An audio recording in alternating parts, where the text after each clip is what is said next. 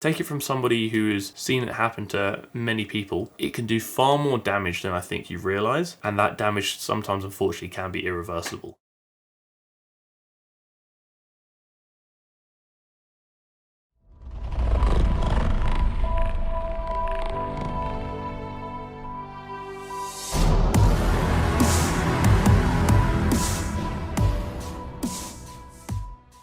So, team.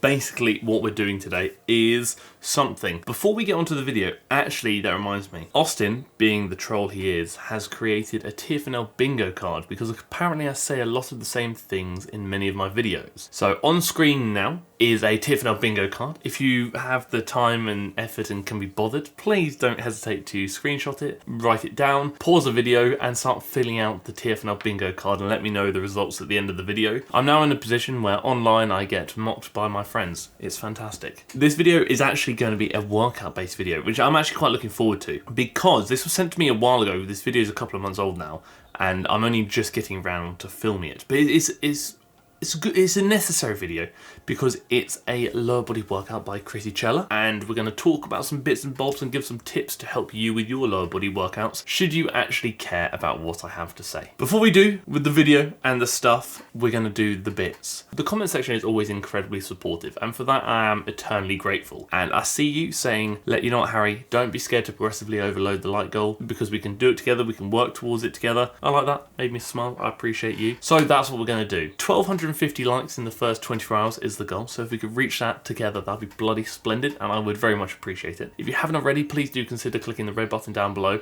and maybe even the bell next to it so you get notified when I upload every week, twice a week, especially if you manage to come away from this video either not wanting to slap me or actually having learnt something. I think that might be worth considering tickling that red button, but you don't have to, there's never any pressure. And on top of that, if you have a question you want me to answer at the end of the next video, drop it down below for comment question of the week and I shall do so. I'm not sure about this one. It looks cooler on the line than in real life, but you know what, we're going to go with it. It has glitter on it. How cool is that? And it also looks a bit bigger on the line. I might turn this into a fashion channel because I bloody excel at that. Like I said, we're looking at Krissy Cela and her intense leg workout you need to try. And this was sent to me on the old Instagram machine a while back. Said, Harry, you know what, this leg workout looks okay, but can you give me your opinion? So I said, you know what, I'm going to give my opinion. BCAAs throughout my workout, pre-workout, about 10 minutes before my workout. A couple of things before we start with the actual workout. Number one, BCAAs, so branch chain amino acids. Honestly, I don't think they're worth any money, and I think they should actually be thrown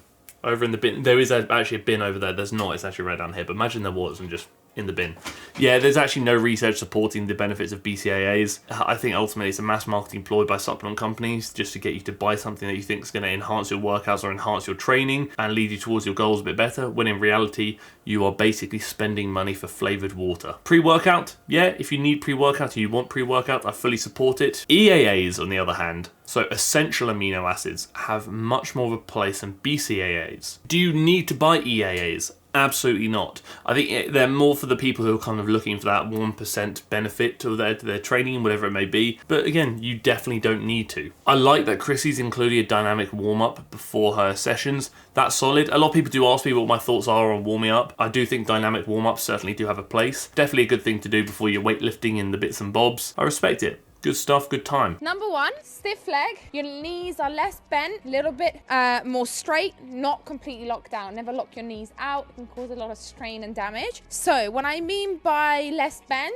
with an RDL, you're gonna bend your knees more when driving down and pricking it back up. It's way more glute orientated. With a stiff leg, you're a little bit more stiff, and it's more hamstring orientated. So obviously the stiff leg deadlift and the RDLs, the Romanian deadlift, are very similar movements, but there are a couple of key differences. And the biggest actual difference between them is a stiff leg deadlift is taken to the floor. So you usually go down to the floor, tap, and then come back up. But with the RDL, you cut ROM a bit short and you don't go down to the floor. How bent your knees are doesn't determine whether it's a stiff leg or an RDL. That essentially determines whether you're placing a bit more emphasis on the glutes versus the hamstrings, etc., etc. If your knees are a bit more bent, the glutes will probably get a bit more involved. If your knees are a bit straighter, the hamstrings will probably get a bit more involved. But they are both very good movements, and you need to essentially program the one that you feel best aligns with your goals. It seems like Krissy's hands are almost running down her shins.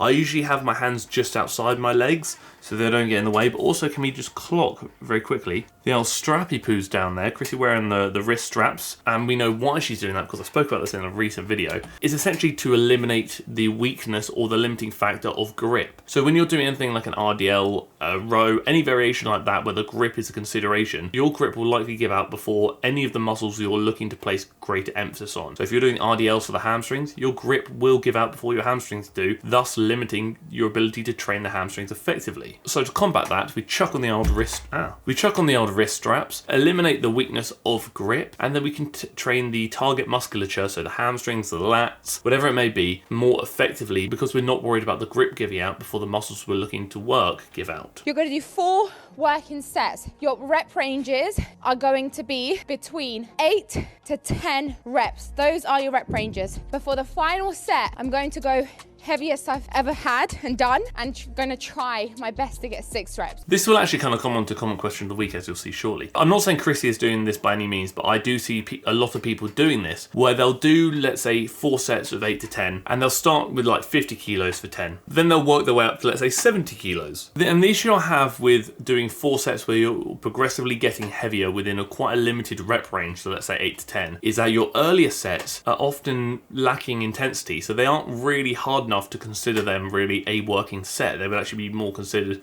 a warm-up set, a work-up set, a familiarization set, something along those lines. If you do 50 for 10, then let's say 70 for 8, you've increased your weight by 40%, but the reps have only gone down 2. Therefore, intensity is clearly lacking in the earlier sets. And then for that reason, it's almost like you've wasted those earlier sets. So what I would do is kind of just try and find a weight that is within that rep range and just kind of hammer all sets close to that weight. Maybe a slight increase or slight decrease, whatever, but probably not 50 to 70 kilo jump, for example. The technique as a whole is pretty solid, actually. You can see Krissy's really pushing her hips back. She's keeping her head down, which is good. Maybe a bit excessively down at the top, where she's tucking, but again, it's not actually a problem. Not allowing her lower back to take over, and ensuring a lot of the emphasis is kept on her glutes and hamstrings. I'll tell you one thing, Krissy's lifting has definitely improved quite substantially in the last few months or so. Last time I did a workout video, there was a comment on there that said I look chubby. And honestly, like, I haven't been able to shift that comment out of my mind. I see this a lot online. I go through people's videos where they get sent them, for example, on the YouTube or Instagram, whatever it may be. You scroll the comment section, and oftentimes, unfortunately, there's a lot of people giving opinions on bodies when they don't actually have a right to do so. Although they may not seem like people because you've seen them on the screen, whoever you're talking about and whoever's content you're consuming is still a human being, and the human being does have feelings and emotions. I guarantee you wouldn't say something like that to a family member or a friend, so why would you say it to a content creator online? At the end of the day, they are just producing content because they hopefully enjoy producing content, and they want to, let's say, entertain or educate you. I don't think it's appropriate, nor is it responsible, to then make a comment about somebody's body when they're actually putting themselves online with the intention of, in a lot of cases, trying to help somebody. I'm fully aware that most of you watching this video right now would never even consider leaving a negative comment on somebody's post about their bodies. A lot of people do, unfortunately. It's sad to see, and it's a shame that Krissy's subject to that. I do understand when you are posting yourself online, as I am, that you are subject to the criticism of people online. I understand, I acknowledge that, I completely respect that, but that criticism doesn't need to be regarding somebody's appearance. Because quite frankly, if you are in the position where you feel like you need to tell somebody that they look chubby, who asked? Probably not them. Social media is a highlight reel. You're constantly bombarded by images, videos of physiques that you deem to be better than you, physiques that you deem to be stronger than yours, all these things. And that just leads to mass amounts of social comparisons, which then in turn can really contribute negatively to things like body image related issues such as body dysmorphia. Getting negative comments from people online, and in many cases, based on what I've observed and actually what Krissy said, a lot of these comments are coming from men speaking about women. It's just not appropriate, nor is it appreciated, because ultimately it's not going to help anybody. It's serving no purpose other than making somebody else feel bad about themselves. It doesn't enhance your life or improve your life, it actually just hinders somebody else's. Body image issues, especially on social media, and just in the world we live in today, are certainly a problem that needs to be addressed. This is certainly not helping the issue, it very much contributing to making the issue worse. Although the comment might just be in passing in your eyes, to whoever's receiving it or somebody who's reading it, it could really have a negative impact on their mental health and their happiness. Take it from somebody who's seen it happen to many people, it can do far more damage than I think you realise, and that damage sometimes unfortunately can be irreversible. Oh, go on then. Tickle me with the old hip thrust, something that I definitely need to do more of because my ass is lacking the sass. I'll tell you that for free. And you're gonna do partial reps. So they're gonna come up, not all the way down. 1, 2, up. 1, 2, up. I actually used to be very like anti-Smith machine back in the day, as a lot of the people watching this will remember. But over recent months, it's tickling me a bit more, especially for the purpose of hypertrophy. I do think the Smith machine has more of a place than I ever gave it credit for. Yeah, but like I said, I'm not fully actually against this kind of shortened range of motion hip thrust, because although I would probably like a tad more range of motion, when you're doing something like a hip thrust, it very much works the glutes in their shortened position. So keeping the ROM a bit shorter to then limit the involvement of other muscles isn't necessarily a bad thing. But that very much falls down to you must do what's best for you and your goals. Again, I'm not really a fan of combo movements, and I've kind of expressed this a few times before, but especially when you're considering like hypertrophy. For home workouts, I do understand a bit more because the focus can often maybe be a bit more on caloric expenditure. Fine, but when you're looking at like optimizing hypertrophy, in reality you're going to squat far more than you're going to be able to lunge. Therefore your squat is essentially going to be limited and held back by your lunge here, because your lunge will fail before your squat will, especially if you're doing the same weight on both. I can't stress enough, you should be trying to train to failure. This is the best thing I ever did for myself. This is the best thing I ever did for my body, is you need to be trying to get to that final rep. If it's easy to get to that final rep, it's simply not serving you that well. Yeah, honestly, I completely back this. I think it's absolute facts. When you're looking at optimizing hypertrophy, so obviously the building of muscle, you do want to be taking things close to, if not to, failure. And like I said before, green zone is 0 to 4 reps in reserve. I know a lot of people get a bit worried about, oh, what if I hurt myself going to failure? We don't allow technical breakdown to occur, and if technical breakdown does occur, you've found failure. It doesn't just need to be muscular failure. Technical failure will likely come first until you're a bit more advanced and skilled in movements where technical and muscular failure start coming at the same time, and technical failure is occurring due to muscular failure. And by technical failure, I mean obviously your technique breaking down to the point in which injury risk is increased. And by muscular failure, I mean your muscles failing so they physically cannot do any more reps, sort of thing. The seated leg curl, as you're seeing here, is a fantastic movement because it very much works the hamstrings in their lengthened position, which is a good time. And we know that if we had to choose between a lengthened or shortened position movement, there is likely better benefits for hypertrophy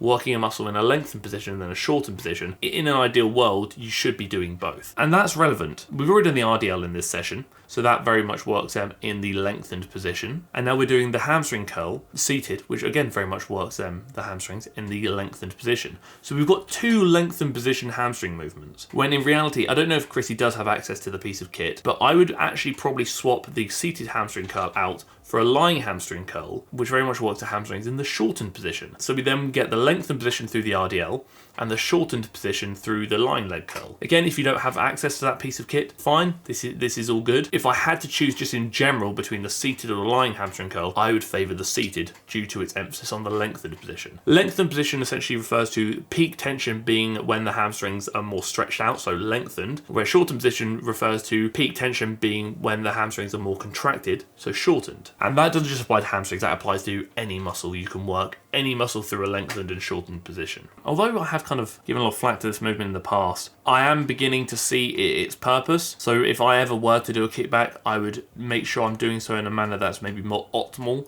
for glute hypertrophy, as I would say Krissy probably is doing here, especially compared to the typical kickbacks you would see online. Also, I would definitely place it towards the end of a session when I am most fatigued. If a kickback aligns with your goals, then certainly I wouldn't say no to programming it. Again, provided you are programming it at the right time in the workout, so probably the end of a workout, and provided you are doing it effectively, so looking at targeting specific muscles of the glutes rather than just swinging your leg back randomly, as a lot of people unfortunately do. Yeah, honestly, I do think Krissy's training has improved a lot, especially over recent months. It seems like her shift is very much pushing more towards like optimizing hypertrophy, and that her sessions are definitely becoming quote unquote more optimal. So it's good to see. It also helps because Krissy has such a large platform and she's now pushing better information to her audience, which is fantastic. From what I'm observing recently, I am certainly a lot more impressed. I think Krissy is doing some good stuff. And also I think Krissy does a fantastic job of encouraging people of all genders that lifting weights isn't a bad thing. And I do actually get a lot of messages and comments about this. A lot of women typically do fear the gym, not just for judgment as I spoke about in the previous previous video, but also because they're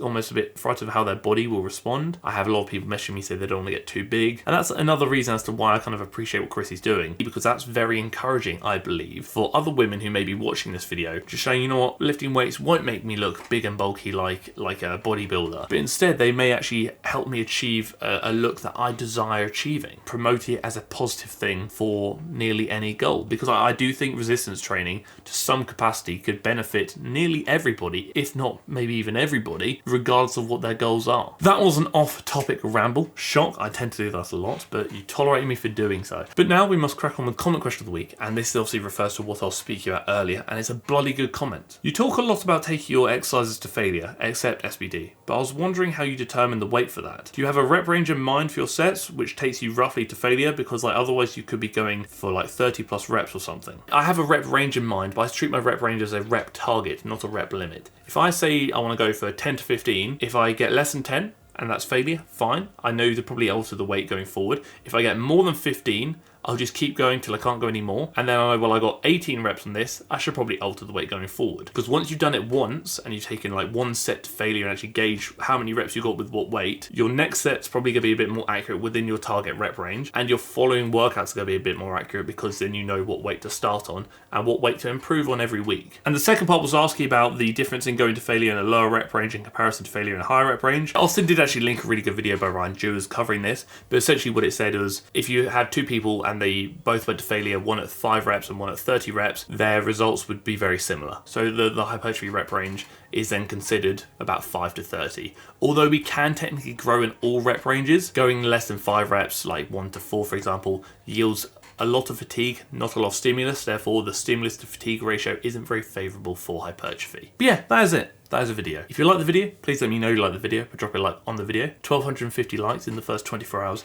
is the goal, so if we could reach that, that'd be bloody splendid. I would very much appreciate it. If you haven't already, and if you actually maybe even learned something throughout this video, please do consider clicking the red button down below and subscribing to the channel, and maybe even the bell next to it so you get notified when I upload every week, twice a week. And if you too have a question you want me to answer at the end of the next video, drop it down below for comment question of the week, and I shall do so. If you took part in the TFNL bingo that was occurring, let me know how many boxes you crossed off. I'd love to hear it, and hopefully this could become more of a regular thing, that TFNL bingo occurs in every video and we post the results down below. Thank you for tolerating me. Thank you for tolerating my flimsy cardboard hat that is obviously way too small for my normal sized head. And thank you for tolerating the video.